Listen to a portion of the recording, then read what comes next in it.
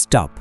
Don't buy a new laptop yet, because you might be just one mistake away from wasting 50,000 rupees.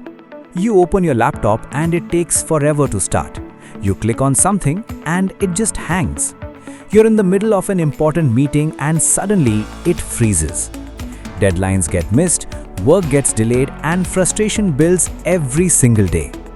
And slowly, you start believing this laptop is finished. So what do most people do? They go online, search for a new laptop, compare prices, and get ready to spend 50,000, 60,000, or even more. But here's the truth. Your laptop is probably not dead. In most cases, it's just a slow hard drive, low RAM, or dust choking your system from inside. Small problems that create big frustration. But fix these and everything changes. Replace your old hard drive with a fast SSD. Upgrade your RAM, clean the system properly, and suddenly, that dead laptop feels brand new. The laptop that took 2 minutes to start now starts in under 10 seconds. No lag, no stress, no frustration.